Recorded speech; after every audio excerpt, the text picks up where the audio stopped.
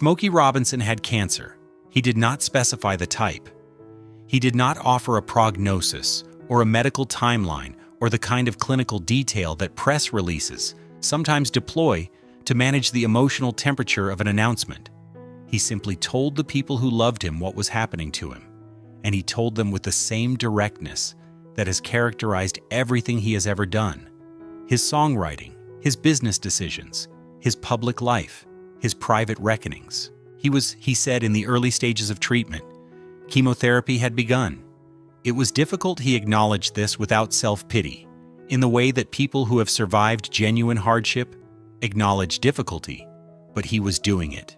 And he wanted his fans to know, and he wanted them to know also that he was grateful deeply and completely grateful for the love that had sustained him across 8.5 decades of living.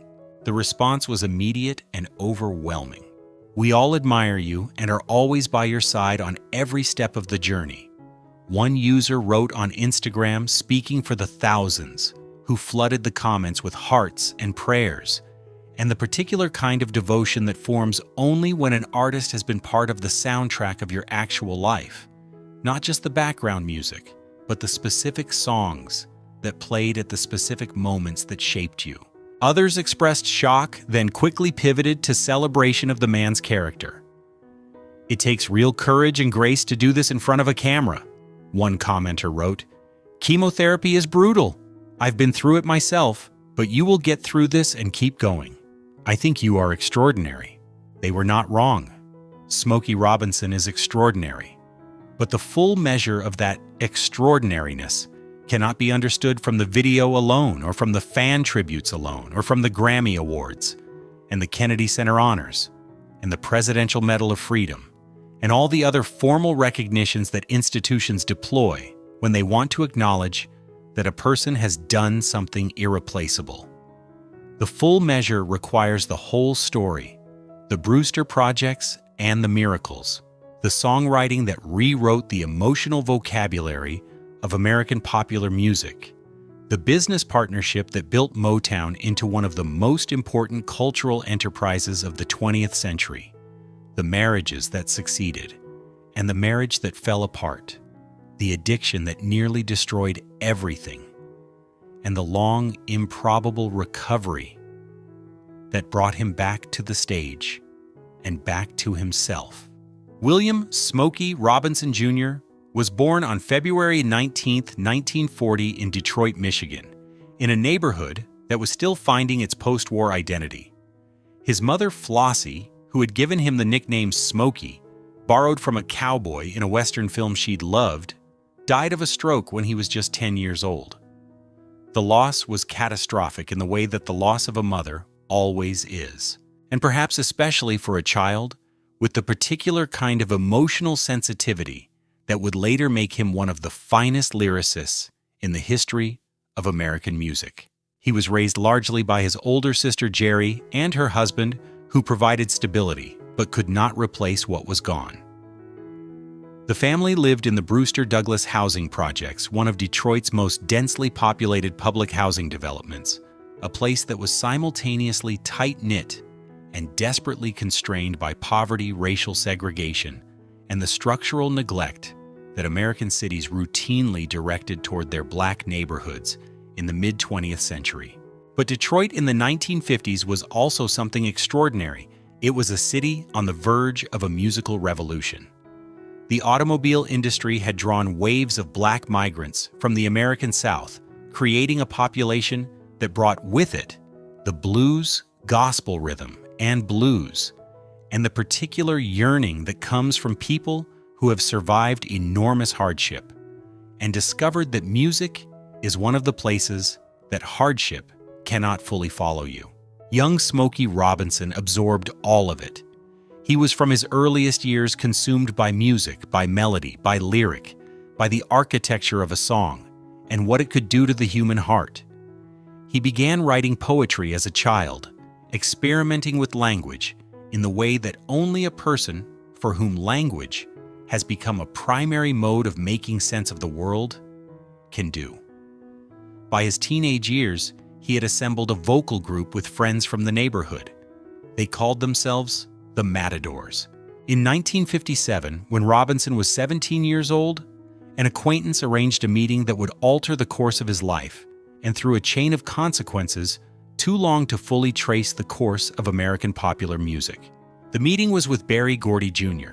Berry Gordy was 28 years old, a former boxer and automobile assembly line worker, with an overwhelming ambition and a precise, almost scientific vision of what Black American popular music could become if it was produced with the same attention to quality control that the Ford Motor Company applied to its automobiles.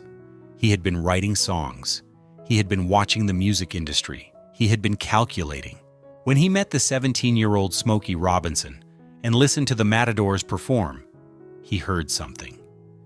He gave the young man a critique that Robinson would later describe as the most important musical education of his life: direct, specific, demanding, and then offered a relationship that would shape everything that followed. Robinson went home from that meeting and rewrote his songs based on Gordy's feedback. The songs were better. He went back.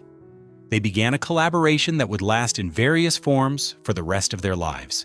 In 1960, the group, now renamed The Miracles, with Robinson as lead vocalist and primary songwriter, released Shop Around on Gordy's fledgling Tamla label, the imprint that would soon be consolidated under the Motown name. The single reached number 2 on the Billboard Hot 100, becoming the first Motown record to sell 1 million copies. For a 20-year-old who had grown up in the Brewster Projects, it was a kind of impossible vindication.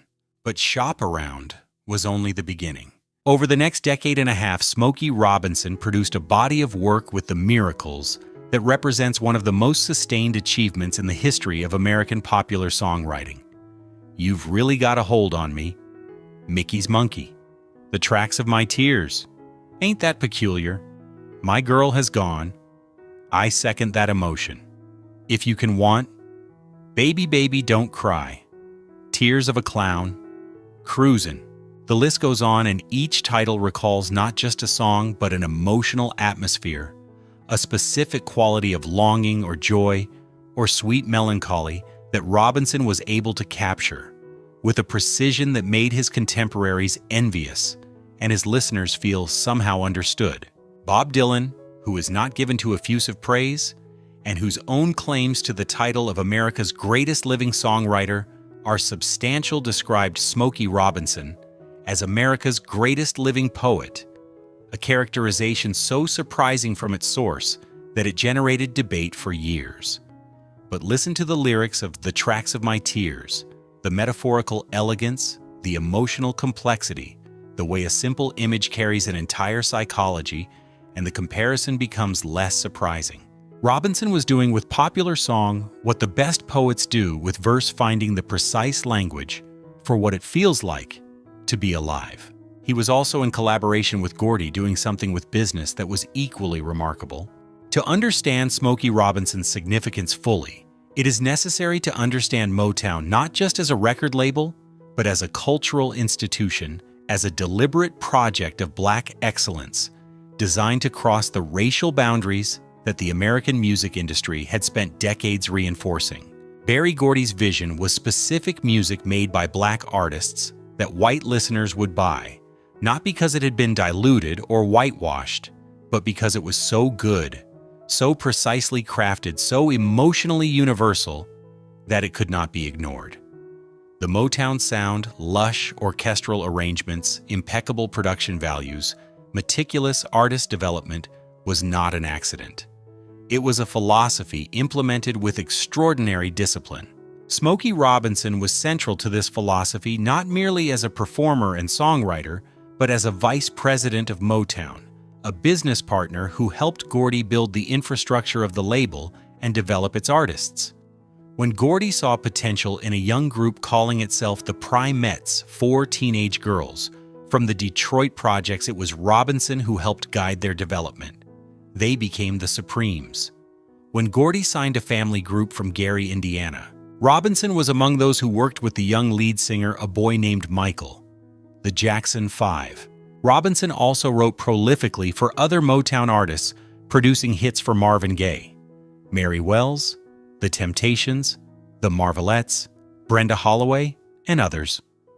My Girl, Ain't Too Proud to Beg, My Guy, Don't Look Back songs that became permanent fixtures of American popular consciousness flowed from his pen in quantities that would be difficult to believe if the evidence were not so thoroughly documented. He was in effect the songwriter's songwriter of Motown, the one to whom Gordy turned when a particular kind of emotional precision was required when a song needed to do something that other songs hadn't managed. He operated with the confidence of someone who understood music structurally, who could hear in a voice what kind of song it needed to carry, and who had the technical facility to write that song quickly and well. The creative output of this period is staggering. By the late 1960s, Robinson had written or co-written hundreds of songs, produced dozens of albums performed worldwide, and helped build Motown into one of the most successful independent record labels in American history. He was not yet 30 years old. In 1972, after more than a decade as the public face and creative heart of the Miracles, Smokey Robinson did something that surprised the music world. He stepped back. He announced his intention to retire from performing, citing exhaustion and a desire to spend more time with his family. He had married his childhood sweetheart, Claudette Rogers, in 1959, and they had 2 children, Barry and Tamla, named with unambiguous gratitude toward the institution that had given them their life. The retirement lasted approximately 2 years. Robinson discovered, as many artists discover when they step away from the thing that has defined them, that the absence of music was its own kind of pain.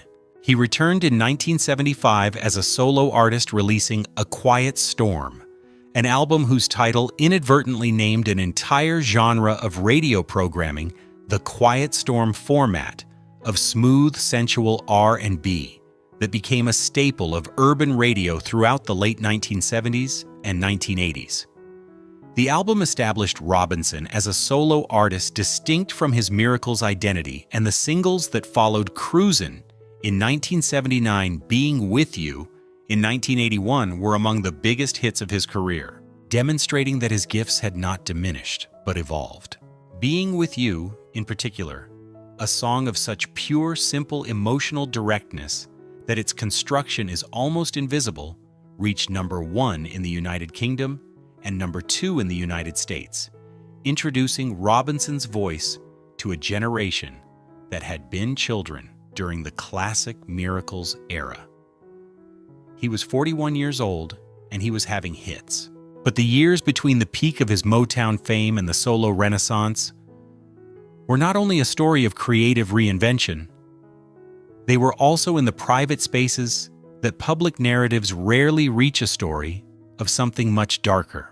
For years, one of the best-kept secrets in American music was that Smokey Robinson, the man whose voice was synonymous with tenderness, whose lyrics were synonymous with romantic intelligence, whose public persona was synonymous with warmth and grace, was in the grip of a serious addiction.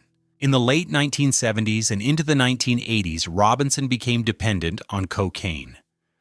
The drug had flooded the American entertainment industry during this period, fueled by the particular combination of money, access, isolation, and the specific psychological pressures that come with being an enormously famous person who has been producing at the highest level for 20 years and who is underneath the public persona, still carrying the losses and vulnerabilities of the child from the Brewster projects. The addiction, which Robinson has discussed in interviews with characteristic directness, was comprehensive and consuming.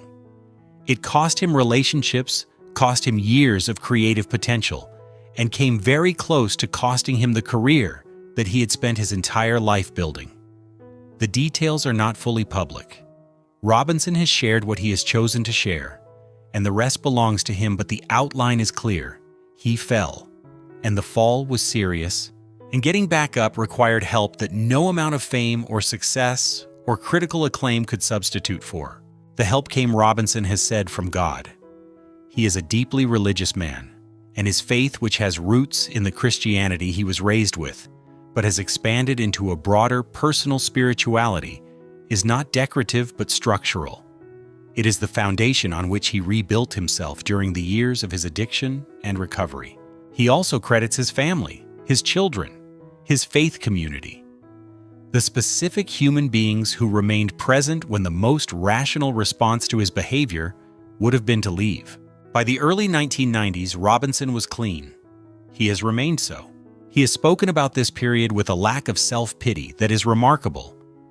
He does not minimize the damage to himself, to the people around him, to the time he did not have because the addiction consumed it. But he also does not wallow. He processed it, survived it, and came out with the kind of hard-won equanimity that only genuine recovery produces. "I went through something that I'm not proud of," he told an interviewer, "but I came out the other side, and I learned things about myself that I couldn't have learned any other way." Claudette Rogers Robinson had been with Smokey Robinson since they were teenagers in Detroit. She had sung backup for the Miracles. She had married him in 1959, at the very beginning of everything before the hits and the money and the Motown empire and the global fame.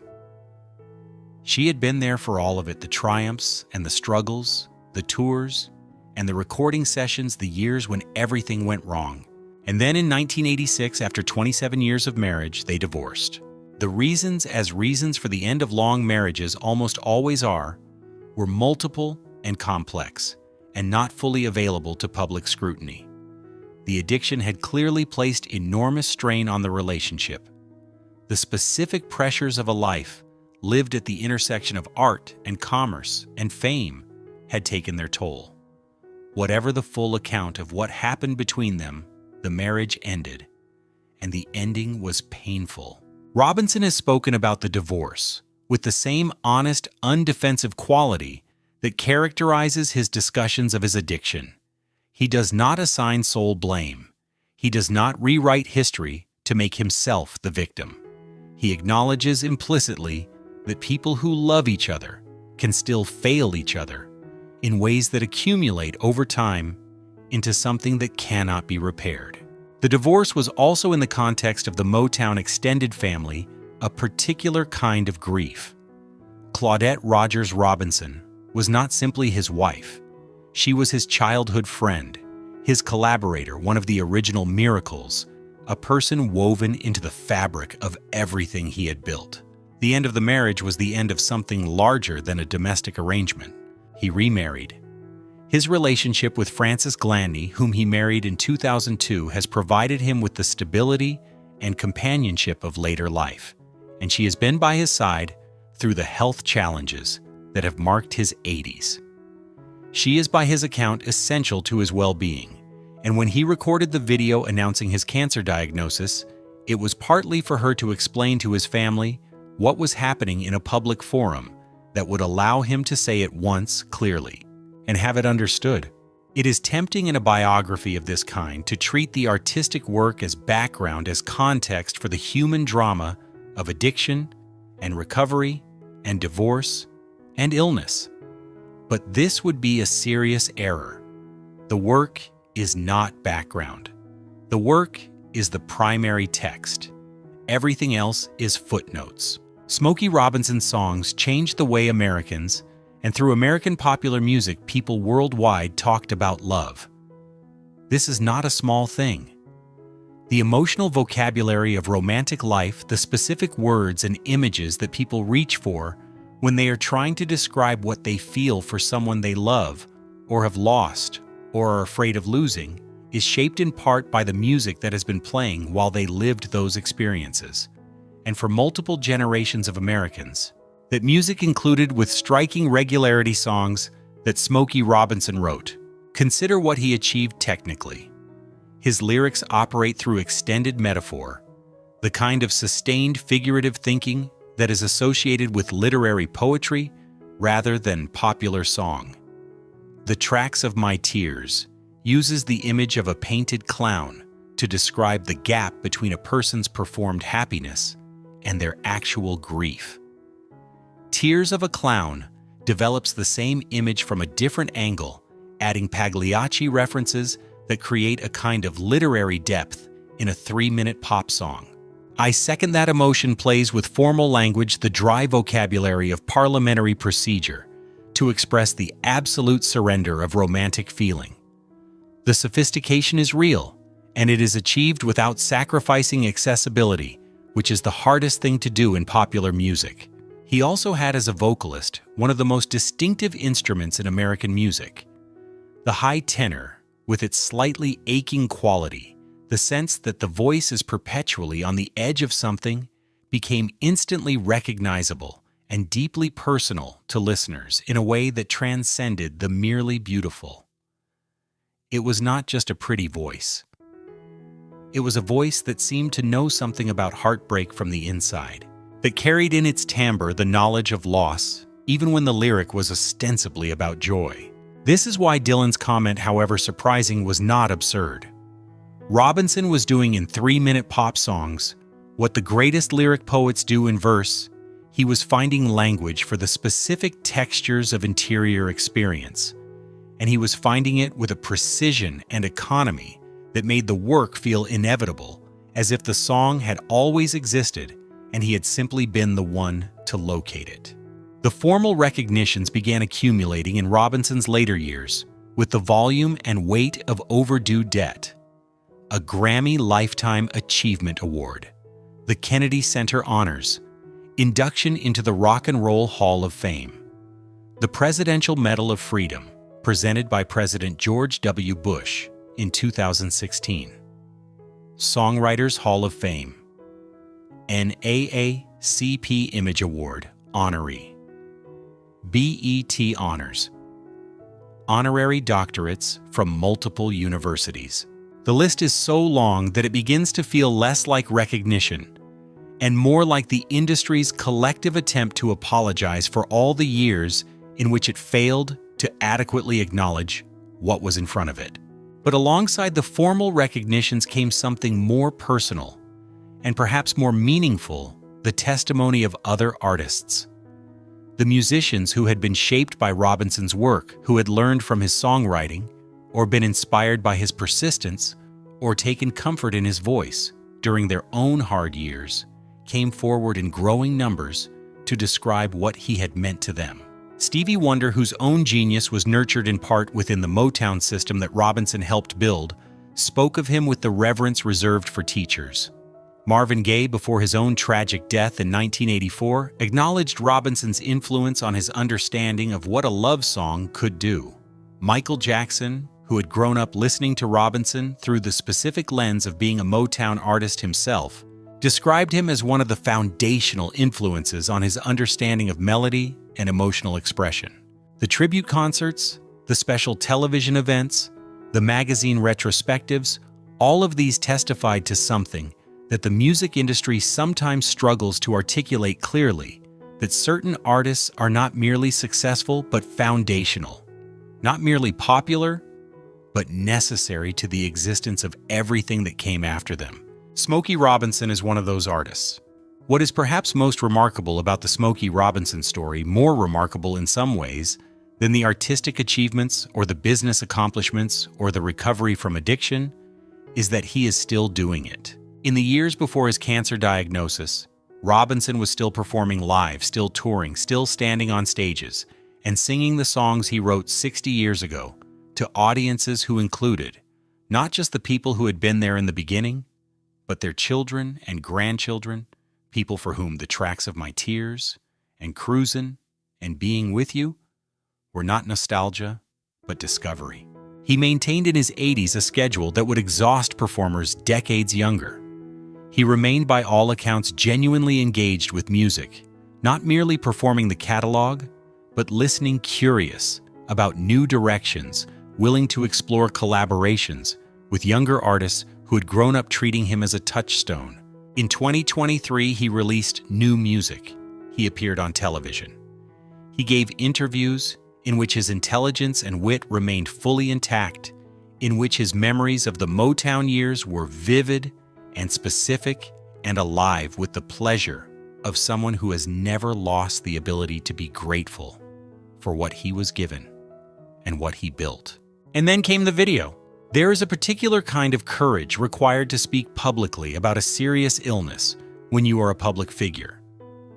The ordinary logic of celebrity self-protection argues for privacy, for the careful press release, the managed statement, the controlled narrative. Reveal only what must be revealed in terms that can be controlled at a time of your choosing. Smokey Robinson chose something different. He chose directness, the face on camera, the voice speaking without a prepared script, the acknowledgement of vulnerability without the defensive armor of carefully managed messaging. He told his fans what was happening because he believed they deserved to know, and because the act of telling them was itself an act of connection. The same impulse that has driven his songwriting for 60 years, the impulse to reach through the distance between performer and audience and touch something real. He declined to specify the type of cancer. This was his right, and it was respected by the fans, who responded not with demands for more information, but with an outpouring of love that confirmed, if confirmation were needed, just how deeply this man has embedded himself in the emotional lives of the people who have been listening to him for 6 decades. The response on social media was a remarkable document of collective feeling. Not just tributes to his music, though those were plentiful, not just prayers for his recovery, though those were sincere, but something more specific, a kind of gratitude expressed in thousands of individual voices for the fact of him, for the specific person that Smokey Robinson has been, the songs he has given them, the voice that has accompanied their lives through losses and joys, and ordinary days that the music somehow made more bearable. We all admire you and are always by your side on every step of the journey. One fan wrote, speaking a truth that millions of people recognized as their own. He had explained the diagnosis to his children, he said in the video. He had spoken with Francis. He had done the things that people do when they receive a serious medical diagnosis and are committed to facing it honestly within the family first, and then, in his case, with the extended family of millions of people who feel not entirely without reason that they know him. He was confident, he said. He was grateful. He was not afraid. Whether or not he was entirely afraid, whether fear visits him in the small hours of the morning when the chemotherapy has taken its toll, and the certainties of ordinary life feel less certain than usual, is something only he knows. What he chose to show the world was courage and grace, which is exactly what the world needed to see from him. It is in this sense consistent with everything else he has ever offered. Smokey Robinson's life does not yield simple lessons, because simple lessons are not adequate to the complexity of what he has lived.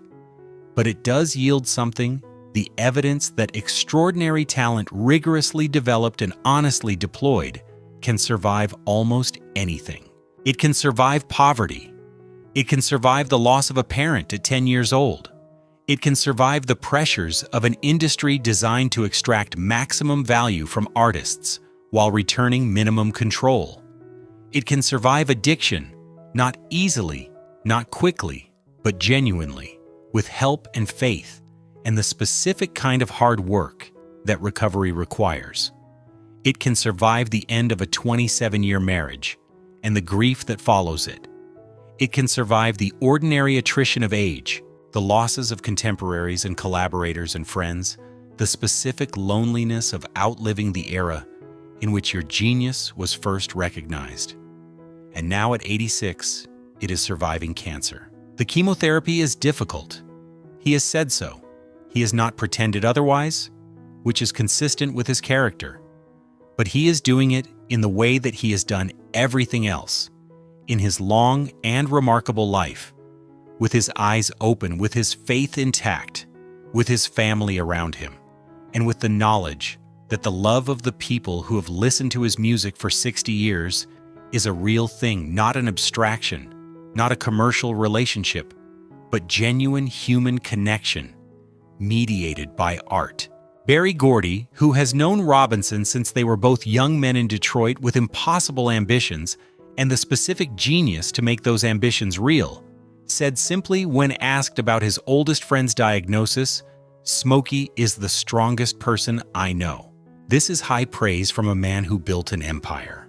There is a version of Smokey Robinson's story that could be told entirely as triumph, the The rags to riches narrative, the Detroit projects to the Presidential Medal of Freedom, the songwriter who changed American music. That story is true, and there is a version that could be told as tragedy, the addiction, the divorce, the years of lost time, and now the cancer at 86. That story is also true, but neither version alone is adequate. The real story is the one that contains both the one in which a man of extraordinary gifts has also been a man of ordinary human fragility, who has fallen and fallen again and recovered again, and who has kept through all of it, the most essential thing, the ability to feel and to translate feeling into music that other people can recognize as their own. When Smokey Robinson sat down in front of that camera and told the world he had cancer, he was doing what he has always done. He was reaching through the distance between himself and the people on the other side of the screen, and he was touching something real. Not a performance, not a calculation, a genuine human moment, vulnerable, dignified, and absolutely recognizably him. The songs will outlast the illness. They will outlast all of us. The tracks of my tears will play somewhere on earth tonight, and someone listening to it will feel that the person who wrote it understood something essential about what it means to be alive and in love and sometimes heartbroken, and still, despite everything, trying. That is Smokey Robinson's gift to the world. It was not diminished by addiction. It was not ended by divorce. It was not silenced by 86 years of living. It will not be silenced now.